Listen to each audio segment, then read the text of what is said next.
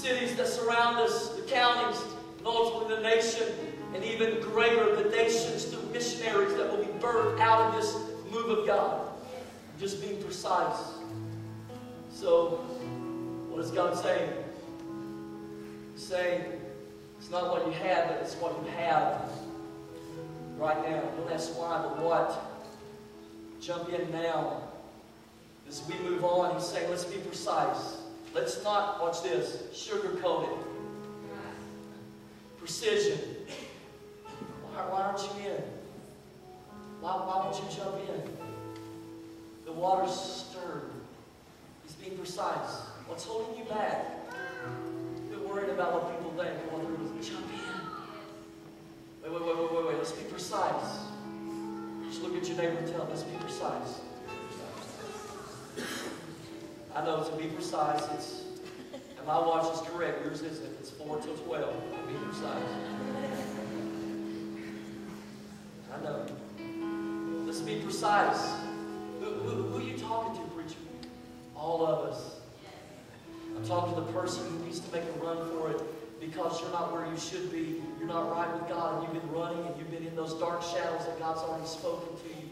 And He's speaking to you today, and He's saying, will you quit running away from me and run to me and let me forgive you and love on you and give you a brand new beginning? Let's be precise. Who are we talking to? I'm talking to the person who's been abused and neglected and broken and abandonment has happened in your life. I'm talking to the person who's sick in body and needs to be healed. And the sickness in your body is weighing on your mind and your spirit. It's keeping you. It's causing you to shrink back from your spiritual DNA. I'm talking to the person who's dry and barren and you can't seem to get in the atmosphere in which God can show you with His wisdom and knowledge who you really are in Him. And so, like Esther, you want to shrink back and you haven't heard the word of the Lord like she heard it from Mordecai because it wasn't just in her ears, it was in her heart. And they sit back to word. Could it be that for such a time as this, Esther, you've called? Because this is what Esther did. She went on a 3-day fast. She said, I'm so serious about fulfilling my destiny that I don't even want to eat right now for 3 days. She said, I'm just going to seek the Father of all creation. And after the 3rd day, the Bible says that she went in before the king. And this is what I love. The Bible says the king was sitting, looking at the entrance. Can I tell you, God is just waiting. He is the king sitting on the throne. He's waiting on who will be the next Esther that will come walking through the door. He's just looking on the edge of his seat. I mean, he's there. Who will be the next one to walk in? Because I can't wait to bless her. I can't wait to bless him. God's not waiting for the next one to judge and knock on the head. He's waiting for the next one to bless and set free and heal and deliver and set on fire and choose to save the generation. Who will be the next Esther that comes walking in the word?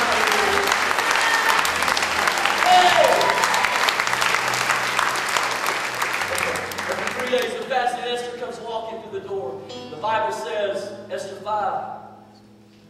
You guys can put it up on the screen so they can read it. No, I'm not just making up something. He holds out the golden scepter and he welcomes her. He welcomes Esther. And he says, Esther, come. Tell me what it is you want. Up to half the kingdom, I'll give it to you.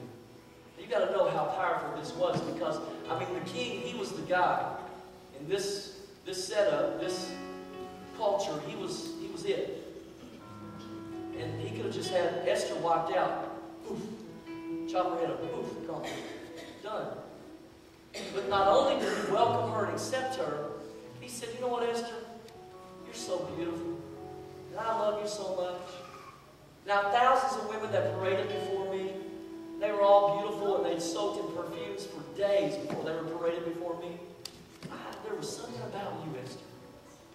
You're the apple of my eye. You're so beautiful. You're special.